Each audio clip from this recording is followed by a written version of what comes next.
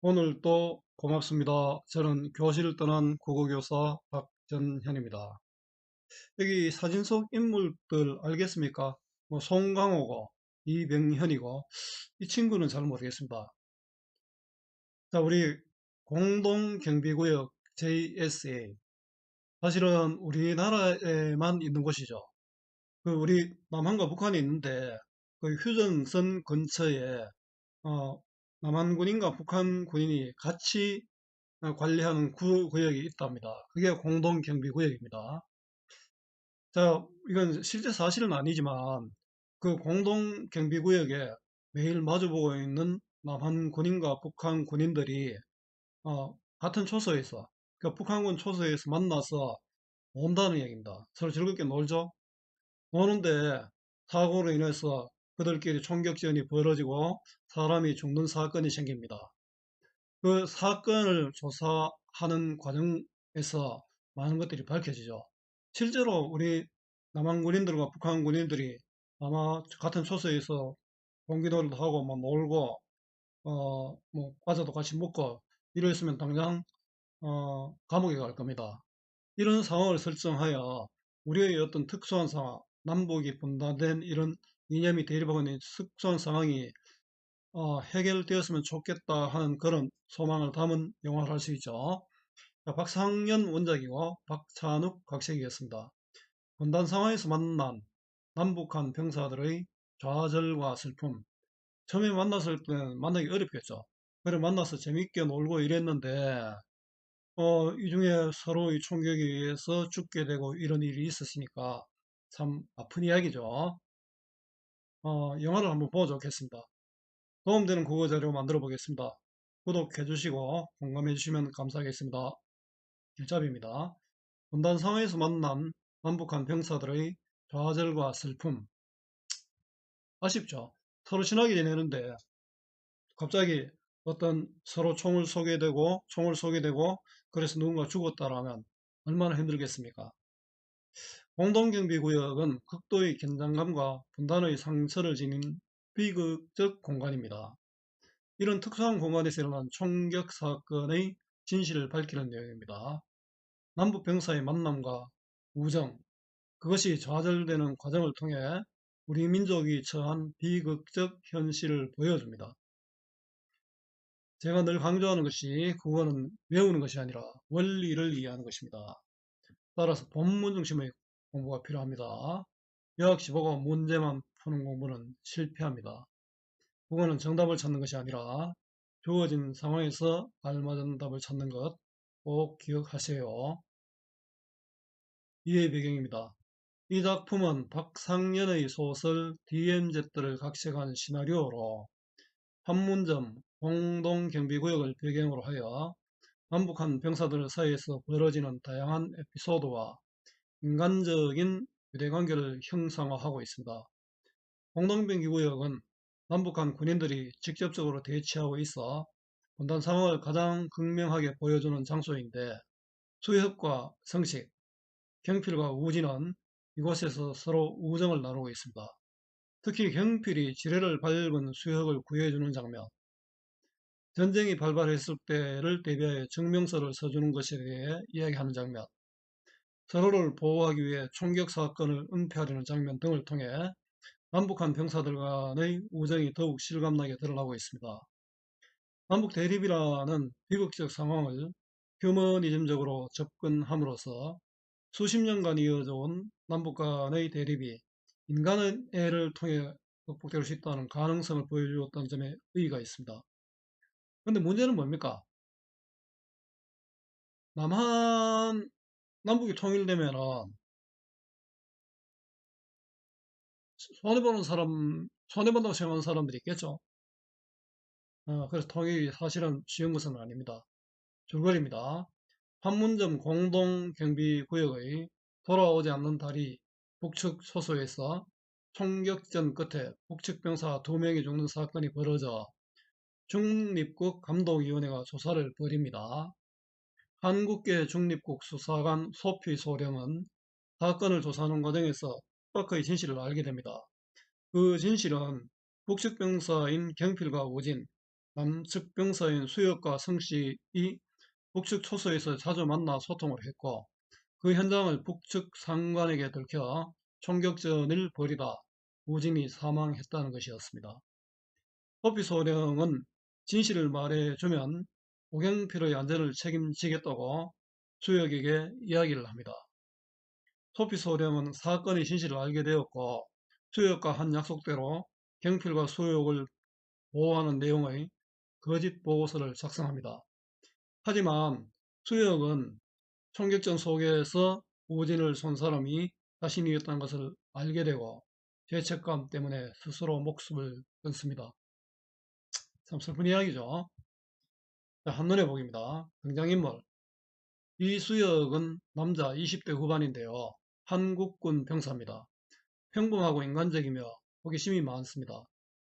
북한군 도움으로 살아난 후 지를 밟았을 때 북한의 경필과 도와줬죠.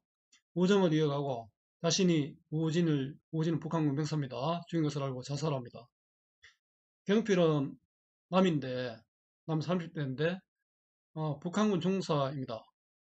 대범하고 활달하고 남자다운 성격입니다. 우진을 죽인 수혁을 이해하고 보호하려 합니다. 남성식 역시 남자죠. 20대 초반입니다. 한국군 병사로 소심하고 수동적인 인물로 조심스러운 성격으로 수사 과정에서 또 자살합니다. 정우진은 20대 초반 북한군 전사인데요. 외동을 아들로 그림을 잘 그리고 총격전 중 사망합니다.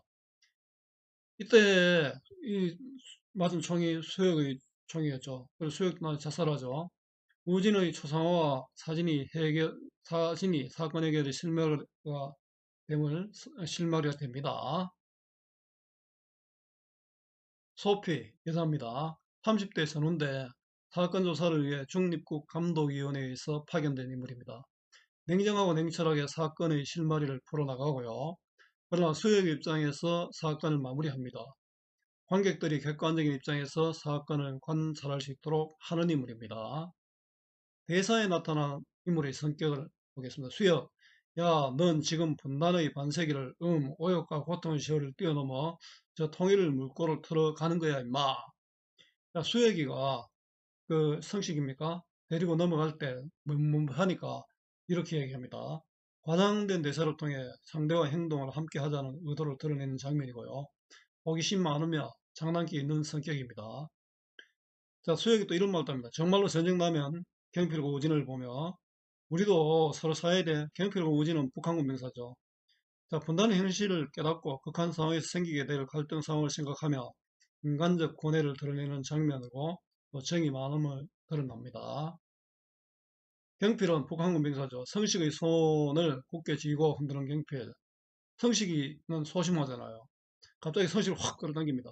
경필이 처음 보는 적국 병사를 대하는 장면인데 아무리 친한 사이의 수혁이 데리고 온 사람이라고 할지라도 좀 걱정되잖아요. 그건 대담한 행동이고 이걸 보여주는데요. 대담하고 쾌활한 성격이 드러납니다.